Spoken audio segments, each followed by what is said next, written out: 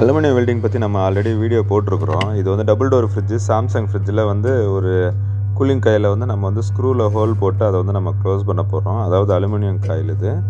இந்த ஹோல் வந்து நமக்கு வந்து எக்ஸ்ட்ரா வெளியில் இருக்கிறது வந்து நம்ம ஃபஸ்ட்டு வந்து ரஃப் பண்ணிடுறோம். ஒருவேளை நமக்கு அந்த இடத்துல ஹோல் இருந்தால் கூட நம்ம வந்து ஒரு நைஸ் பேப்பர் வச்சு நம்ம வந்து ரஃப் பண்ணணும். எதுக்காக பண்ணணும் அப்படின்னா, அந்த இடத்துல வந்து ஒரு வேளை ஆயில் இருக்கலாம், இல்லை எக்ஸ்ட்ரா ஏதாவது ஃபங்கஸ் எதுனா இருந்தால் கூட நமக்கு வந்து வெல்டிங் வந்து பர்ஃபெக்டாக ஆகாது. அதனால் வந்து அது நீட்டாக வந்து ரஃப் பண்ணி க்ளீன் பண்ணிடணும். அதுக்கப்புறம் வந்து நம்ம வந்து வெல்டிங் பண்ணணும். இந்த அலுமினியம் ராடை பொறுத்த வரைக்கும் அதுலேயே வந்து ஃப்ளெக்ஸ் கூட சென்டரில் வந்து நமக்கு இன்க்ளூடாக வரும். அதனால் வந்து அது ஒரு பர்டிகுலர் டெம்பரேச்சர் வந்து நம்ம ஃப்ளேம் வந்து லோ ஃப்ளேம் வச்சு நம்ம காட்டுறப்போ அதோட ஃப்ளேம் அதோட டெம்பரேச்சர் வந்தோன்னா நமக்கு வந்து ரெண்டும் மெல்ட் ஆகும். அந்த அலுமினியம் ராடு வந்து மெல்ட் ஆகும்.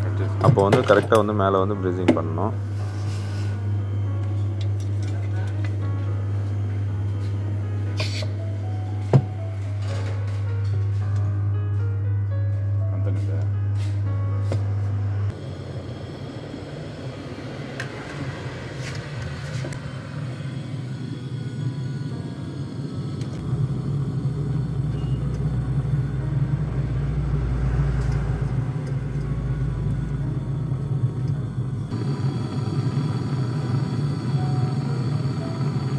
அந்த டெம்பரேச்சர் வந்தோன்னா நமக்கு வந்து கரெக்டாக மெல்ட் ஆகும். நமக்கு எவ்வளோ லென்த்து, அதாவது எவ்வளோ திக்னஸ் தேவையோ பார்த்துட்டு கரெக்டாக வச்சோன்னா நம்ம வந்து வெளியில் எடுத்துட்டோம் அப்படின்னா உடனே வந்து நமக்கு வந்து காஞ்சிரும். நமக்கு வந்து பர்ஃபெக்டாக வந்து ஃபிட் ஆகிடும். அது